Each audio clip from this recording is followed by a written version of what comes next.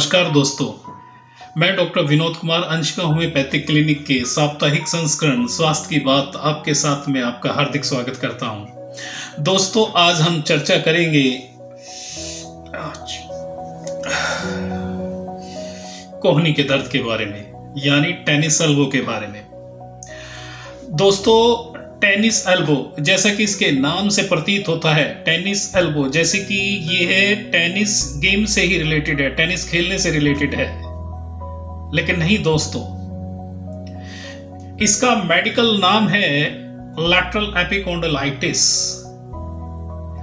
जो कि केवल टेनिस प्लेयरों में नहीं, दूसरे प्लेयर्स में भी हो सकता है, दूसरे गेम में भी हो सकता है, पाया जाता है।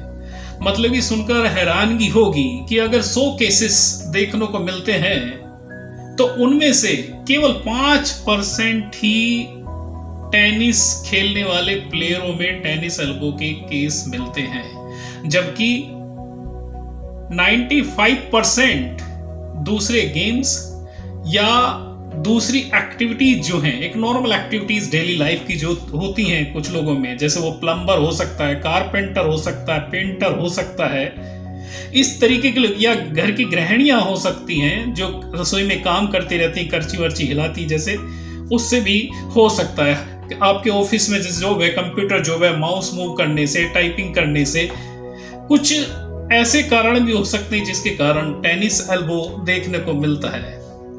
दोस्तों, टेनिस एल्बो ज्यादातर 30 से 50 साल की उम्र में देखने को मिलता है। अगर हम गेम्स की बात करें कि टेनिस गेम के अलावा और कौन कौन से ऐसे गेम है जिसमें टेनिस एल्बो डेवलप हो सकता है, तो ऐसे गेम हैं जैसे कि squash, racket ball game, tennis तो है ही, यह बैडमिंटन खेलने वालों में भी हो सकता है, बेसबॉल खेलने वालों में हो सकता है, क्रिकेट खेलने वालों में हो सकता है। क्रिकेट से याद आया कि शायद एक आम पब्लिक के हिसाब से आप लोगों ने भी टेनिस एल्बो को पहली बार शायद जब सुना होगा जब सचिन तेंदुलकर को टेनिस एल्बो हुआ था, और पूरी सीरीज में, वनडे सीरीज में सचिन तेंदुलकर को इसकी वजह से बाहर होना पड़ा था। जबकि मेडिकली ये बहुत ही कॉमन टर्म है टेनिस एल्बो, पर आम पब्लिक की भी तभी जानी थी जब सचिन तेंदुलकर को टेनिस एल्बो हुआ था। तो दोस्तों, ये क्रिकेट में अक्सर हो जाता है बॉलर्स के अंदर, बैट्समैन के अंदर, जब इस तरीके से जर्क लगते हैं, बॉलर ऊपर से थ्रो करता है, एक स्ट्रेन पड़ता है फोर आर्म की मसल्स पर। तो दोस्तों, ये फेंसिंग में भी दिखाई देता है। फेंसिंग गेम होता है एक आपका जिसमें तलवारबाजी होती है, तलवार जो लड़ते हैं, उसके अंदर भी, फेंसिंग के अंदर भी टेनिस एल्बो डेवलप हो सकता है। अगर आप स्विमर हैं तो भी टेनिस एल्बो डेवलप हो सकता है, आप वेट लिफ्टर हैं तो भी टेनिस एल्बो डेवलप हो सकता है। और फील्ड के अंदर जो थ्रोइंग इवेंट, चाहे डिस्कस थ्रो हो या इस तरीके की थ्रोइंग इवेंट्स जो होती हैं, उसके अंदर भी टेनिस एल्बो डेवलप हो सकता है।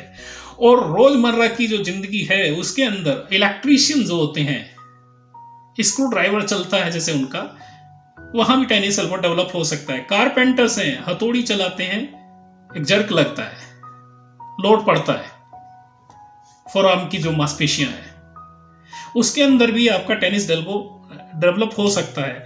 गार्डनर जो गार्डनिंग करते हैं, नीटिंग, बुनकर जो होते बुनाई करते हैं, और कुकिंग, हमारी गृहिणियां जो कुकिंग करती हैं, उसके अंदर रिपीटेड मूवमेंट्स होते हैं रिस्ट के, और एक स्ट्रेन पड़ता है फोरआर्म मसल्स पर, जो स्ट्रेन डालता है टेंडन पर, इससे भी टेनिस एल्बो डेवलप हो सकता है। तो यह जरूरी नहीं कि टेनिस खेलने वालों भी टेनिस एल्बो होगा, इसके बहुत से कारण हैं। तो दोस्तों, ये कुछ कारण थे इसके। और इसमें अगर हम बात करें कि मांसपेशी कौन सी इन्वॉल्व होती है, तो दोस्तों इसमें एक मांसपेशी होती है extensor कार्पी radialis Brevis. Most of the cases, जो ज्यादातर केसेस देखे गए हैं, मांसपेशियां तो दूसरी भी होती हैं इसमें, लेकिन मोस्ट ऑफ द केसेस में यह ECRB जो है, एक्सटेंसर कार्पी रेडियलिस ब्रेविस जो है, यही रेस्पॉन्सिबल होती है टेनिस एल्बो के लिए। बाकी 3-4 मांसपेशियां और पाई जाती हैं, उनके कारण भी टेनिस एल्बो हो सकता है, जैसे कि एक्सटेंसर डिजिटोरम होता है, मांसपेशी एक मांसपेशी होती है एक्सटेंसर कार्पी रेडियस लॉन्गस होती है, एक एक्सटेंसर कार्पी अल्नरिस होती है। ये भी आपका टेनिस एल्बो में इन्वॉल्व हो सकती है, लेकिन मोस्ट ऑफ द केसेस में आपका ECRB ही इन्वॉल्व होती है।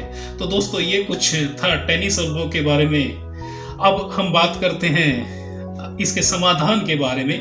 इसके समाधान के लिए हमें फिजियोथेरेपी की बहुत जरूरत पड़ती है। तो दोस्तों टेनिस एल्बो में अगर फिजियोथेरेपी मैनेजमेंट की बात करें तो जिसमें एक्यूट पेन है उस वक्त राइस प्रोटोकॉल का यूज किया जाता है।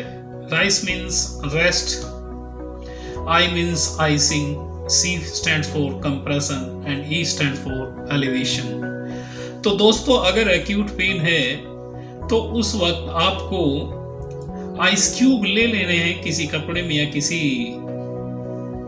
पिन्नी के अंदर, और उनको जहां पर पेन है, टेनिस एल्बो जहां पर पेन है, outer part of our forearm या outer part of our elbow, वहां पर हमको उसको अप्लाई करना है। या आइस पैक भी आते हैं आजकल, आप उसको वहां पर अप्लाई करेंगे 15 से 20 मिनट के लिए हर 2-2 घंटे बाद। यह प्रक्रिया आप 2 से 3 दिन कर सकते हैं जब तक पेन परसिस्ट करता है।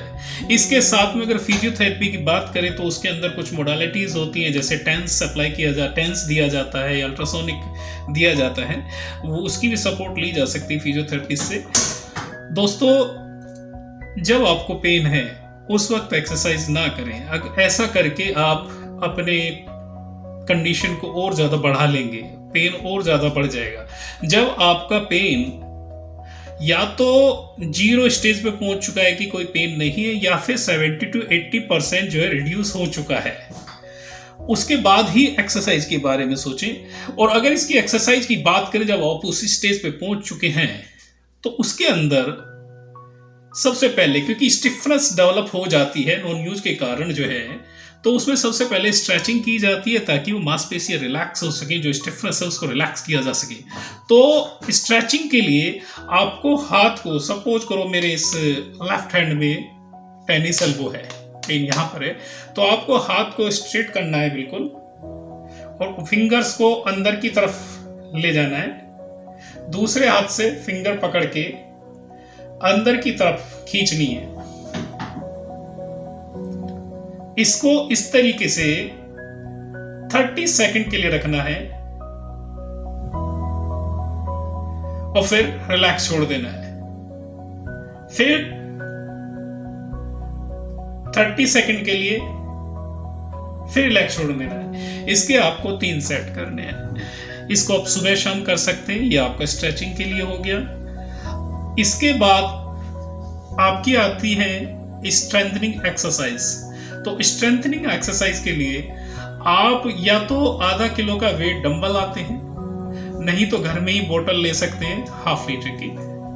उसको ऐसे पकड़ के आप देख पाएंगे extension, flexion, extension, flexion, extension, flexion, extension, flexion. 30 time ऊपर, 30 टाइम नीचे, 30 टाइम ऊपर, 30 टाइम नीचे। इसके 3 सेट कर सकते हैं। फिर आपका साइडवेज टर्न करेंगे इसको स्पाइनेशन और जी प्रोनेशन कहते हैं। ये आपका आ जाएगा 9 o'clock, 3 o'clock, 9 o'clock, 3 o'clock, 9 o'clock, 3 o'clock। ये भी आप 30 रिपीटेशंस कर सकते हैं। फिर इसको सीधा पकड़ के, आपका हाथ बिल्कुल सीधा है, इस तरीके से नीचे सपोर्ट देके, ताकि आपका एल्बो का पूरा मूवमेंट हो। ये एक्सरसाइज आप कर सकते हैं, इनसे आपको काफी लाभ होगा। दोस्तों अब हम बात करते हैं होम्योपैथिक औषधियों की, जो कि टेनिस एल्बो में बहुत ही कारगर हैं। आज मैं आपके साथ 5-6 मेडिसिन शेयर करना चाहूंगा, जिनमें से नंबर 1 मेडिसिन है रस्टॉक्सिकोडेंड्रोन। तो दोस्तों, अगर रस्टॉक्स की बात करें तो इसके अंदर जो दर्द होता है वो टीयरिंग पेन होता है, जैसे कि फाड़ के निकलेगा। टीयरिंग पेन होता है टेंडन्स के अंदर, लिगामेंट और मांसपेशियों के अंदर बहुत ही ज्यादा टीयरिंग पेन दिखाई देता है। इसके अंदर एल्बो के अंदर जो हमारा एल्बो है, इसमें एक अजीब सी जकड़न सी दिखाई देगी, कि स्टिफनेस दिखाई देगी, और रिस्ट जॉइंट में भी स्टिफनेस दिखाई देगी, खासकर सुबह की तरफ। ज्यादा यूज करने से, ज्यादा काम करने से, मूवमेंट करने से, रिपीटेटिव आपके जो मूवमेंट होते हैं इसके रिस्ट के, ज्यादा यूज करने से एक नम्बनेस, एक सुनपना सा हमारे फोर आर्म में दिखाई दे सकता है। अगर बात करें इसमें सेंसेशन की, उसके अंदर ऐसी सेंसेशन होती है जैसे कि किसी ने पूरी की पूरी मांसपेशियां बोन से बिल्कुल खुरस दी हो, चाकू लेकर पूरी की पूरी मांसपेशियां बिल्कुल खुरस दी हो एकदम चाकू से। इस तरीके का इसके अंदर अनुभूति होती है, इस तरीके का इसके अंदर पेन होता है।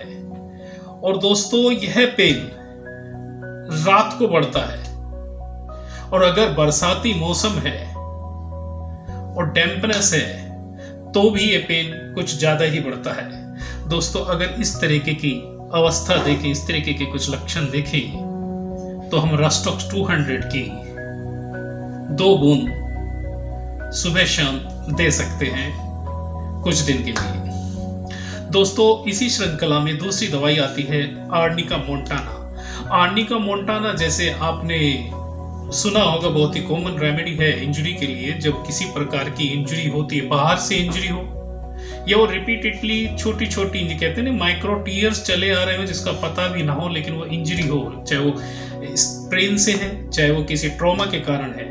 अगर ऐसी कंडीशन के अंदर हमारे जॉइंट में पेन होता है, मीन्स अगर टेनिस एल्बो डेवलप होता है, तो हम आर्निका के बारे में सोच सकते हैं। इसके अंदर ब्रूइस्ड लेम फीलिंग होती है, ये इसका एक कैरेक्टर है, जैसे कि किसी मांस कुचल गया हो, मांस कुचल गया हो, और जी दुखन, इतनी ज्यादा दुखन रहेगी टेनिस एल्बो में इस पॉइंट पे कि वह आदमी अपना हाथ भी नहीं लगा सकता। इतना फियर होता है कि वो उसके ऊपर उसको टच भी नहीं कर सकता, इतना उसको पेन होता है कि कोई उसकी तरफ आ भी रहा हो तो एकदम पीछे हटा लेगा, इस तरीके का उसको लगता है। इतना सेंसिटिविटी उसकी डेवलप हो जाती है, और ऐसा लगता है कि जैसे उसके जॉइंट का डिसलोकेशन ही हो गया हो, जैसे यहाँ से निकाल दिया हुआ, स्प्रेन में खींच के निकाल दिया, इस तरीके की फीलिंग आती है उसको, इतना दर्द होता है। और उसके हाथ में, पूरी पूरी फोरआर्म में जहाँ पर वो मांसपेशी अफेक्टेड है, वो ऐसे फीलिंग होगी जैसे बहुत ही ज्यादा ठंडी हो गई हो, बिल्कुल ठंडी। इस तरीके की फीलिंग अगर आप देखें, इस तरीके के सिम्टम अगर आप देखें, तो आर्निका 200 की 2 बूंद सुबह शाम कुछ दिन के लिए ली जा सकती है। दोस्तों, इसी श्रृंखला में हमारी तीसरी औषध है रूटा ग्रेवियोलेंस। रूटा ग्रेवियोलेंस के अंदर बहुत ज्यादा स्टिफनेस होती है फोर आर्म की, टेनिस एल्बो में बहुत ज्यादा स्टिफनेस होगी फोर आर्म की, और बहुत ज्यादा दुखन होगी। और मांसपेशी के अंदर जब टेनिस एल्बो डेवलप होता है, क्योंकि टेनिस एल्बो डेवलप ही आपका जो मांसपेशी उसके ऊपर लोड डालते हैं, स्ट्रेन जब होता है, स्ट्रेन जब पड़ता है मांसपेशी के ऊपर, तो टेंडन के ऊपर भी खिंचाव आता है। तो ऐसी कंडीशन, जो खिंचाव की कंडीशन के बाद मांसपेशी के अंदर छोटे छोटे नॉट्स बन जाते हैं। अगर इस तरीके के नॉट्स मांसपेशी में दिखाई दे, जिसको हम एडेशंस कहते हैं, इस तरीके के एडेशंस बने, तो रूटा बहुत ही कामयाब मेडिसिन हो सकती है। ऐसी कंडीशन में हम रूटा की 200 की 2 बूंद सुबह शाम कुछ दिन के लिए दे सकते हैं। दोस्तों, हमारी इसी श्रृंखला में चौथी दवाई है Calcarea carb. Calcarea carb usually जो ओल्ड स्प्रेन्स होते हैं, जो ओल्ड स्प्रेन्स के कारण टेनिस एल्बो डेवलप हुआ है, जैसे कि हल्के हल्के रिपीटेड हमारी यूज करने, gripping movement, repetitive gripping movement use करने के कारण, या ओवर वेट लिफ्टिंग के कारण, या ओवर यूज के कारण जो स्प्रेन्स डेवलप हुए, जो टीयर डेवलप हुए, माइक्रोस्कोपिक जो टीयर डेवलप हुए हैं, जो ओल्ड स्प्रेन्स हैं, उनके कारण जो टेनिस एल्बो डेवलप हुआ है, उस कंडीशन में कैल्के कर्व का बहुत ही अच्छा रोल है। और इसके अंदर जो आपका देखे पेन ऐसा होता है जैसे रेंस्ड और स्प्रेन अचानक खींच के, जैसे किसी ने जो है मांसपेशी को अचानक खींच दिया हो। स्प्रेन तो होता ही है, लेकिन अचानक खींचा हुआ, जैसे किसी ने तो झटका लेके खींच दिया हो, इस तरीके की अगर रेंस्ड फीलिंग हो उसके अंदर, तो हम इसके बारे में सोच सकते हैं। इसके अंदर भी कोल्डनेस होगी, फोर आर्म की हमारे के कोल्डनेस देखने को मिलेगी। अगर इस तरीके की अवस्था देखी जाए तो हम कैल्के कर्व की 200 की 2 बूंद सुबह शाम दे सकते हैं। इसी श्रृंखला में हमारी 5वीं मेडिसिन है बैलिस्पेरिनस। अगर हम बैलिस्पेरिनस की बात करें, बैलिस्पर की बात करें, तो इसके टेनिस एल्बो के अंदर जो हमारी रिस्ट होती है उसमें कॉन्ट्रैक्टेड फीलिंग होती है, जैसे खिंचाव पड़ रहा हो, किसी इलास्टिक बैंड से वो बांध दियो और आपस में खिंचाव पड़ रहा हो, इस तरीके का एक कॉन्ट्रैक्टेड फीलिंग उसमें बनी रहती है। और जॉइंट के अंदर बहुत ज्यादा दुखन होती है, रिस्ट जॉइंट के अंदर जो है उसको बहुत ज्यादा, रिस्ट के अंदर, और जी आपका जो पार्ट है जहां पर टेनिस एल्बो देखा जाता है वहां पर बहुत ज्यादा दुखन रहेगी। आउटर पार्ट जो होता है, जो हमारा अफेक्टेड होता है टेनिस एल्बो के अंदर, इसके अंदर बहुत ज्यादा दुखन रहेगी, ब्रूस्ड फीलिंग होगी इसके अंदर। अगर इस तरह की कॉन्ट्रैक्टिंग फीलिंग आ रही हो, जैसे किसी इलास्टिक बैंड बांध दिया, इस तरीके की फीलिंग आ रही हो जोड़ पे टेनिस एल्बो की जगह या रिस्ट के अंदर, तो हम बैलिस्पर के बारे में सोच सकते हैं। ऐसी कंडीशन में बैलिस्पर की 30 की 2 बूंद सुबह दोपहर शाम ले सकते हैं। दोस्तों, इसी सीरीज में हमारी 6ठी मेडिसिन आती है कार्बो एनिमलिस।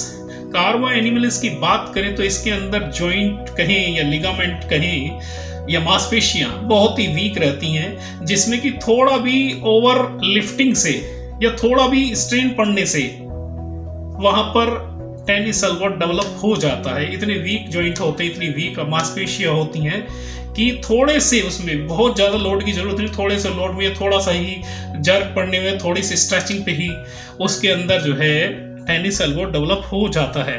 अगर ऐसी कंडीशन मिले तो ऐसे में हम कार्बो एनिमलिस की 30 की 2 बूंद दिन में 3 बार ले सकते हैं कुछ दिन के लिए। दोस्तों, इसी सीरीज में हमारी 7वीं मेडिसिन आती है ब्रायनिया एल्बा।